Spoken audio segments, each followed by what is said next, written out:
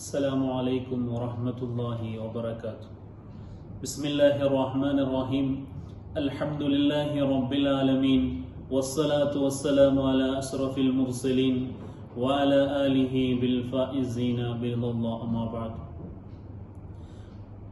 മനുഷ്യർ ഒരുപാട് പ്രയാസങ്ങളും പ്രതിസന്ധികളും നേരിട്ടുകൊണ്ടിരിക്കുന്ന കാലഘട്ടത്തിലാണ് നാം ഇപ്പോൾ ഉള്ളത്. എത്ര വലിയ പ്രയാസങ്ങളും പ്രതിസന്ധികളും നേരിടുന്ന കാലഘട്ടത്തിലാണെങ്കിലും മുത്തുനബി സല്ലല്ലാഹു അലൈഹി വസല്ലമ തങ്ങൾ നമുക്ക് പഠിപ്പിച്ചു തന്ന ഒരു ആയുധമുണ്ട്. നബി സല്ലല്ലാഹു അലൈഹി വസല്ലമ തങ്ങൾ പറയുന്നത് കാണാൻ കഴിയും, അദ്ദുആഉ സിലാഹുൽ മുഅ്മിൻ. ഒരു മുഅ്മിനിന്റെ ഏറ്റവും വലിയ ആയുധം എന്ന് പറയുന്നത് അത് ദുആ.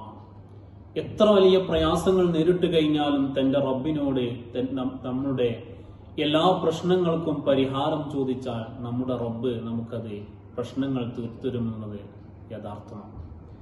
ലോകത്ത് കഴിഞ്ഞുപോയ മുഴുവൻ പ്രവാചകന്മാരും അവരുടെ പ്രാർത്ഥനകൾ നടത്തിയത് നമുക്ക് വിശുദ്ധ ഖുർആനിൽ കാണാൻ കഴിയും. മാത്രമല്ല, ഇബ്രാഹിം നബി അലൈഹിസ്സലാത്തു വസ്സലാമും അതുപോലെ തന്നെ മറ്റു പ്രവാചകന്മാരും നമ്മുടെ മുൻഗാമികളായ ആളുകളും പ്രാർത്ഥനകൾ നടത്തിയത് നമുക്ക് ചരിത്രത്തിലും മറ്റുമായി കാണാൻ കഴിയുന്നതാണ്. അല്ലാഹു തആല വിശുദ്ധ ഖുർആനിൽ നമുക്ക് പ്രാർത്ഥനയുടെ ഒരു വാചകം പറഞ്ഞു തരുന്നു. റബ്ബന ആതിനാ ഫിദ് ദുനിയ ഹസനതൻ വഫിൽ ആഖിറതി ഹസനതൻ വഖിനാ അദാബന്നാർ. അല്ലാഹുവേ, ഞങ്ങളുടെ ഈ ലോകവും പരലോകവും നല്ല വിജയത്തിലാക്കി തരണേ എന്ന് റബ്ബിനോട് പ്രാർത്ഥിക്കുന്ന ഒരു പ്രത്യേകമായ ഒരു വാചകം അല്ലാഹു തആല നമുക്ക് ഈ വിശുദ്ധ ഖുർആനിൽ പറഞ്ഞു തരുന്നുണ്ട്. അല്ലാഹുവിന്റെ റസൂൽ സല്ലല്ലാഹു അലൈഹി വസല്ലമ തങ്ങളോട് ഒരാൾ വന്ന് ചോദിക്കുകയാണ്, മുത്തുനബിയെ, അള്ളാഹുവുമായി ഏറ്റവും കൂടുതൽ ആത്മബന്ധം എപ്പോഴാണ് ഉണ്ടാവുക എന്ന് ചോദിക്കുമ്പോൾ അവിടുന്ന് പ്രവാചകർ പറഞ്ഞു കൊടുക്കുന്നത് നീ നിസ്കാരത്തിലായിരിക്കുമ്പോഴെന്നാണ്. നമുക്കറിയാം, നിസ്കാരത്തിൽ നാം ഒരുപാട് പ്രാർത്ഥനകൾ നടത്താറുണ്ട്. സൂറത്തുൽ ഫാത്തിഹ പ്രാർത്ഥനകളാണ് മുഴുവനായിട്ടുള്ളത്. അതുകൊണ്ട് തന്നെ മഹത്തുക്കളായ ആളുകൾ അതിനെ സൂറത്തു ദുആ എന്നും പേര് പറയുന്നുണ്ട്.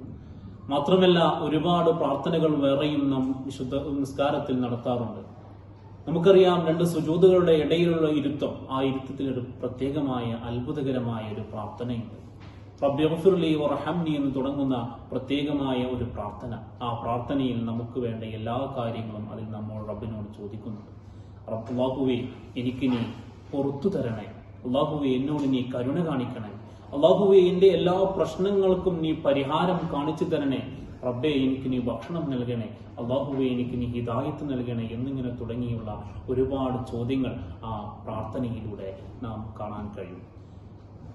ആധുനിക ലോകം നമുക്ക് ഒരുപാട് തിരക്കുകൾ കാരണമായി ഇന്ന് സുന്നത്താണ് എന്ന് പറഞ്ഞ് നാം തള്ളിക്കളയുന്ന ഈ പ്രാർത്ഥന വളരെയധികം അല്ലാഹുവിനോട് ചോദിക്കുന്ന എല്ലാ തേട്ടങ്ങളും സഹായ തേട്ടങ്ങളും നടത്തുന്ന ഒരു പ്രത്യേകമായ ഒരു പ്രാർത്ഥനയാണ് ഇതിലുള്ളത്.